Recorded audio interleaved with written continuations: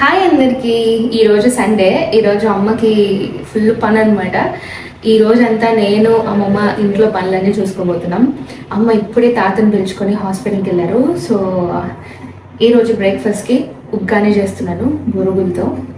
ఆ తర్వాత అమ్మమ్మ వచ్చిన తర్వాత సంగటి ఇంకా చికెన్ కర్రీ చేయాలి. ఈ రోజంతా ఎట్లుంటుంది అనేది నేను మీకు చూపిస్తాను. వీడియో లాస్ట్ వరకు చూసి నచ్చితే లైక్ చేయడం అస్సలు మర్చిపోకండి. ఇంకా లేట్ చేయకుండా ఈ వీడియోని అయితే స్టార్ట్ చేసేద్దాం.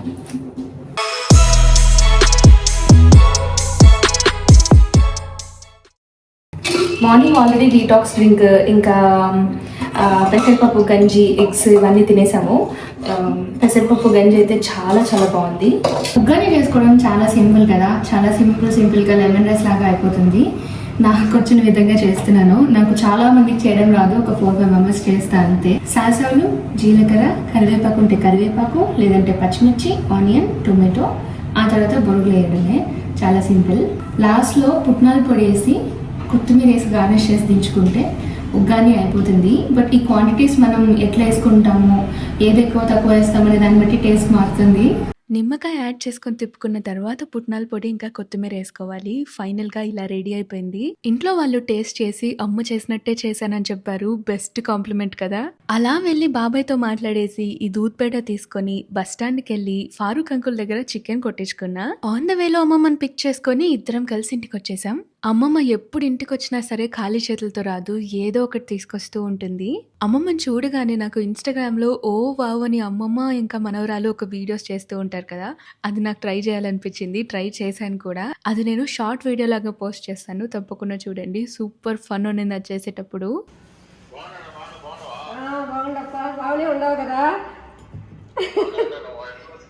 ఇప్పుడు వస్తా ఉండ ఇక్కడ బెంగ పెట్టుకునేవా? అవునా, కావాలంటే తిను, రక్తం వస్తుంది తిను తక్కల్లా.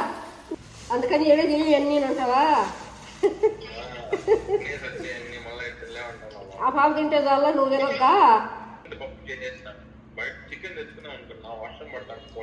సాయంత్రం తెచ్చుకో,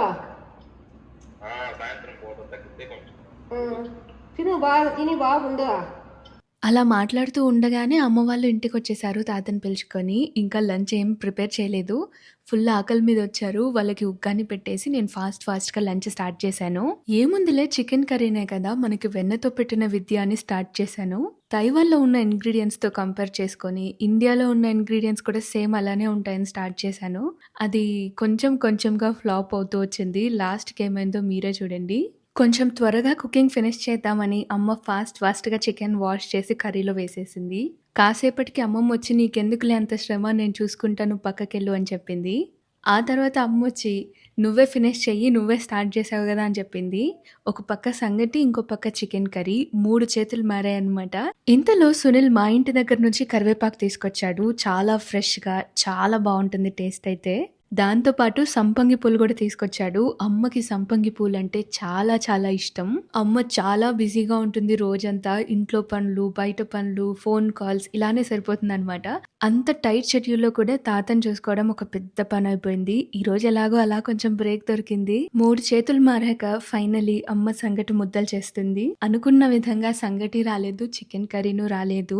అదెందుకో ఏమో నాకు తెలీదు, బట్ అట్టర్ ఫ్లాప్ అయింది కర్రీ ఇంకా సంగటి. నాకు సంగటి చాలా మెత్తగా ఉండాలి, పిండి ఎక్కువ ఉండాలి. చాలా మందికి చేస్తున్నాం కాబట్టి కొంచెం లైట్ గా చేస్తే అందరికి కరెక్ట్ గా సరిపోతుంది అని అంటారు. అది ఏమో నాకు తెలీదు. ఇలా ఉంటే నాకు అస్సలు ఇష్టం లేదు, బట్ తింటాను. చికెన్ కర్రీ అయితే నేను ఒక ప్రాసెస్ లో చేస్తాను, అమ్మ ఒక ప్రాసెస్ లో చేస్తుంది, అమ్మమ్మ ఒక ప్రాసెస్ లో చేస్తుంది.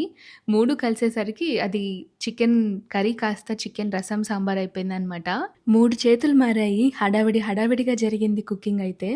లాస్ట్కి ఆ కర్రీ నేనే స్టార్ట్ చేశాను, నేనే ఎండ్ చేశాను, నేనే చెడగొట్టేశాను అని నాకు వంటలే రావని స్టాంప్ వేసేసారు. సర్లే ఎన్నెన్నో అనుకుంటాం, అన్నీ జరుగుతాయా ఏంటి అనుకొని ఈ టీ తాగేసి కొంచెం రిలీఫ్గా ఫీల్ అయ్యాను.